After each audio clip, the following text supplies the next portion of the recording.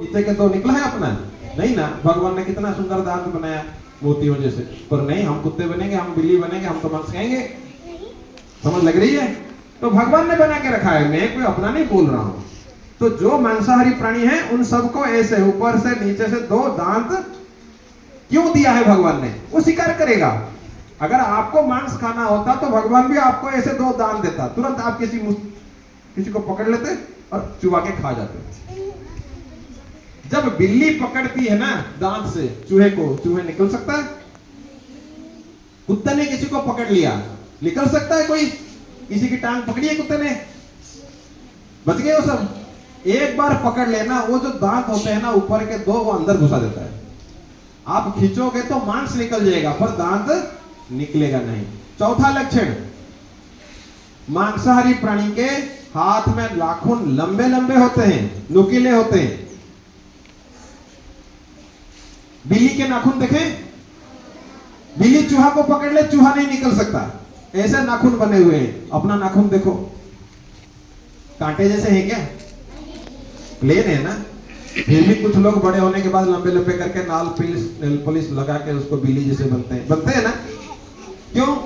पिछले जन्म में जो बिल्ली होती है उसको आदत होती है, मैं बिल्ली थी पहले तो अब भी मैं बिल्ली बन के रहूंगी, तो वो लंबे लंबे करके, अरे भगवान ने जैसे बनाया है वैसे बन के रहो। 4 लक्षण बताया।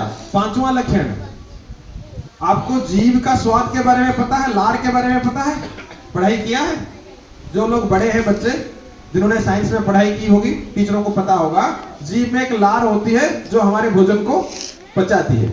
इसलिए बताया गया कि खाना चुबा कर खाना है। मांसाहारी प्राणी के जीभ में जो लार होती है वो एसिडिक लार होती है, वो मांस को पचाती है। हमारे लार जो है ना अल्कालाइन है, वो मांस को पचा नहीं सकता। किसी लेबोरेटरी में टेस्ट करोगे तो आपके लार का पता लग जाएगा। नंबर 6, मांसाहारी प्राणी का इंटेस्टाइन, जहां खाना रहता है वो छोटा होता है, जो डालेंगे जल्दी निकल जाता है। हम आज खाते हैं ना, 48 घंटे तक अंदर रहता है। खा के देख लो, काला पीला खा के देख लो, 2 दिन तक काला पीला निकलता रहेगा, होता है ना। तो 48 घंटे तक अंदर रहता है। हमारा इंटेस्टाइन बहुत बड़ा है। अगर किसी सब्जी को आप बाहर रख देंगे 2 दिन तक, सब्जी खराब नहीं होगी। आलू को, गोभी को रख लो, खराब होगी। मांस को 2 दिन रख दो, क्या होगा? खराब हो जाएगा। अगर बाहर 2 दिन में खराब हो जाता है तो अंदर 2 दिन में क्या होता होगा? समझ जाओ, जो हाल बाहर सड़ता है अंदर जाने के भी अंदर सड़ेगा और बीमारी पैदा करेगा। विशेष समाप्त, आपको बता दिया कौन मांसाहारी है और कौन शाकाहारी है। अब एक बात बोल करके वाणी को विराम दूंगा। मांसाहार में दोषी कौन कौन है? हमें लगता है जिसने मारा है उसको दोष लगता है। मैंने तो नहीं मारा, मैं तो दुकान में गया था, मरा पड़ा था, 1 किलो ले आया। अब वो तो मरा पड़ा है, उसमें मेरा क्या दोष है? तो मांसाहारी में दोषी जो है ना, सबसे पहले एक है जो खाता है। ठीक है, खाता कैसे है? किसने बनाया होगा, किसने बनाया होगा तभी तो खाया। और बनाने वाली क्या बोलती है? मैं तो नहीं खाती, बच्चों के लिए बना देती है ना। मैं नहीं खाती, मैं तो भजन करती, बच्चों के लिए बना देती। तो पहला दोषी जो खा रहा है, दूसरा दोषी जो बना रहा है, तीसरा दोषी जो दुकान से खरीद के लाया, वो भी नहीं खाता, वो भी राम राम राम राम जब तक बच्चे खाते हैं उनके लिए ले आता है। तीसरा दोषी कौन है? जो दुकान से ले करके आया। चौथा दोषी कौन है? दुकान पे कैसे आया? कहीं जंगल से उसको ला करके, काट करके, मार के दुकान पे जो लाया, चौथा दोषी वो है। 5वां दोषी कौन है? बोलो। काट के बेचने वाला। एक जंगल से ले आया, एक काट के बेचने वाला।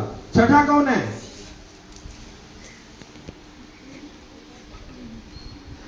जिसने पैसा दिया, वो कुछ नहीं किया, बस ले लो पैसे, मेरे जेब से पैसा ले लो, ले जा पैसा ले आ, है ना। वो भी नहीं खाता, बोलता है ले लो पैसा। आखिरला दोषी कौन है पता है? जो ना पैसा देता है, ना खाता है, ना बनाता है, ना जाता है, ना काटता है, कुछ नहीं करता है। घर में बैठ करके बुढ़ा राम राम राम राम राम राम माला जपता है और यहाँ सब कुछ हो रहा है, किसी को रोक नहीं रहा है। सबसे अखिला दोषी वही है, घर में बैठा होता है और अपने आप को बड़ा भगत बोलता है। और बच्चे यहाँ पर सब उल्ट पुल्ट करते हैं। भीष्म पितामह बैठे थे महाभारत में, द्रौपदी का चीर हरण हुआ, भीष्म पिता ने कुछ नहीं किया। तो दोषी है कि नहीं है?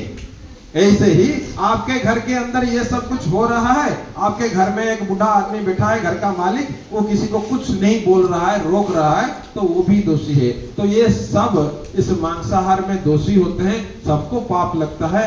हम अगर खाने के लिए, भगवान ने हमारे लिए कितना सामान है, तो हम अपने खाने के लिए किसी की जान क्यों ले लें? समझ लग रही है? खाने के लिए इतना सामान है, आपको कोई बोले कि आप अपनी एक उंगली दे दो काट के मैं खाऊंगा, तो दे दोगे? एक उंगली दे दो, इतना बड़ा शरीर है, तो पूरे मुर्गे की गर्दन कैसे मरोड़ लेते हो? समझ लग रही है ना? जैसे हम अगर दूसरे को कष्ट देंगे तो कष्ट कौन भोगेगा?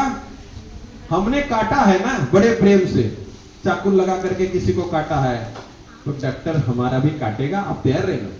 आज नहीं तो कल कटेगा। आपने काट काट के बड़ा स्वाद लिया है, आपका भी कटेगा। और डॉक्टर बिना मतलब के, बच्चा साफ भी होने वाला है तो भी बिना मतलब के ऑपरेशन करके बच्चा निकलेगा। क्यों? क्योंकि तुमने काट के खाया है, जरूरत नहीं है तो भी आपका पेट कटेगा, ऑपरेशन होगा। जैसे आप कर्म करोगे उसका फल आपको भोगना पड़ेगा। एक गीत गाएंगे, उसके बाद समय हो गया तो गीत ना गाएं, देखो एक गीत गा के हम समाप्त करेंगे।